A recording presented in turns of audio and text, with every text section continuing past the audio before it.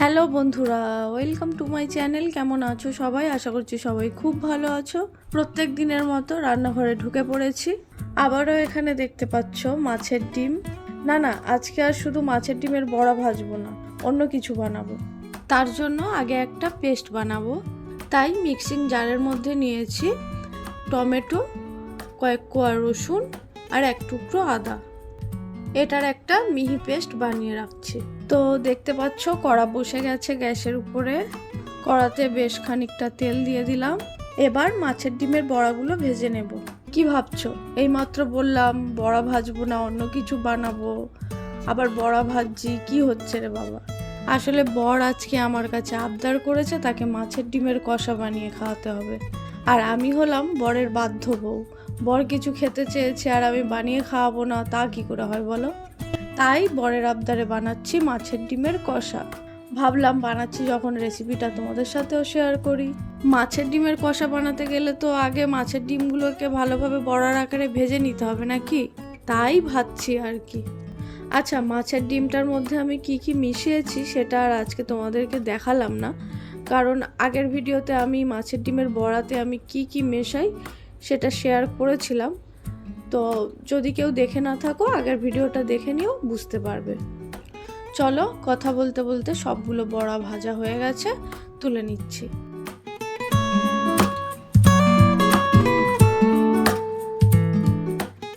এখন কড়াইয়ের মধ্যে আরো কিছুটা তেল অ্যাড করে দেব।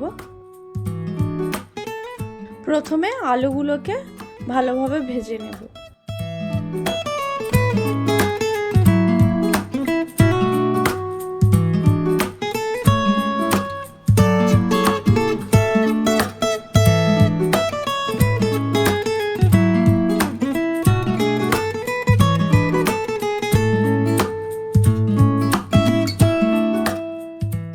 আলুগুলো বেশ লাল লাল করে ভেজে নিয়েছি, তুলে রাখবো।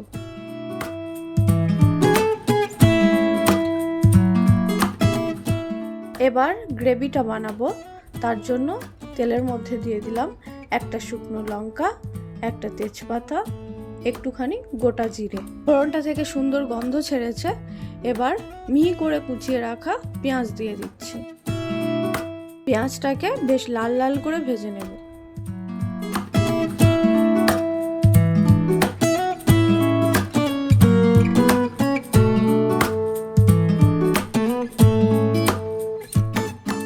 পেঁয়াজটা ভালোভাবে ভাজা হয়ে গেছে। এবার টমেটো আর আদা রসুনের যে পেস্ট বানিয়ে রেখেছিলাম সেই পেস্টটা দিয়ে দিচ্ছি।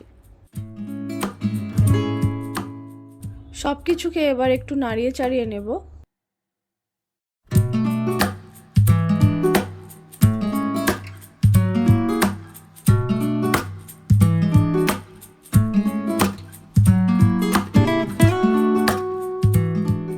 টমেটোর কালারটা চেঞ্জ হয়ে এসছে। এখন এর মধ্যে মশলাপাতি অ্যাড করব। পরিমাণ মতো নুন, হলুদ গুঁড়ো, লঙ্কার গুঁড়ো, জিরের গুঁড়ো, ধনের গুঁড়ো আর কাশ্মীরি লঙ্কার গুঁড়ো, সাথে সাথে একটু জলও দিয়ে দেব। মশলাটাকে এবার ভালোভাবে কষিয়ে নেব।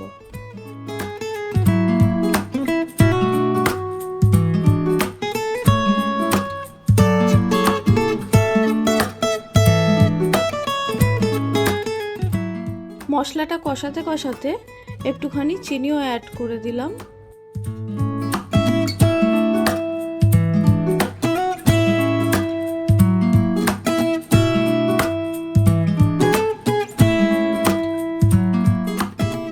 মশলার থেকে তেল ছেড়ে দিয়েছে। এখন আলুগুলোকে তুলে দেব। আলুগুলো দেওয়ার পর আরো কিছুক্ষণ কষিয়ে নেব।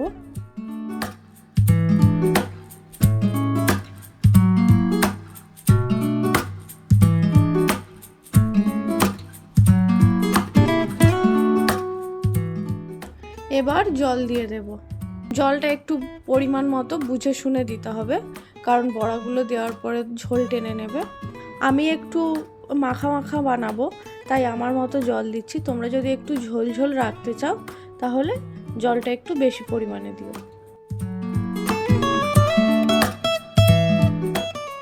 এবার ঢাকা দিয়ে রাখবো কিছুক্ষণ। ঢাকনা খুলে চেক করে নিলাম, আলুগুলো প্রায় সিদ্ধ হয়ে গেছে।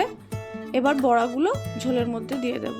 বড়াগুলোকে দিয়ে ঝোলের সাথে মিশিয়ে নিয়ে আবারও ঢাকা দিয়ে রাখবো কিছুক্ষণ।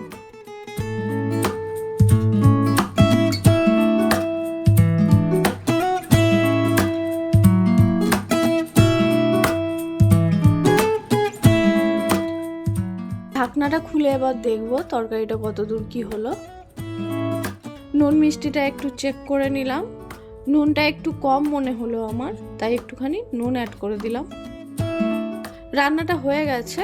এবার নামানোর আগে একটুখানি গরম মশলা গুঁড়ো ছড়িয়ে দিলাম। ব্যাস, গরম মশলা গুঁড়োটা দিয়ে মিশিয়ে নিলেই রেডি মাছের ডিমের কষা।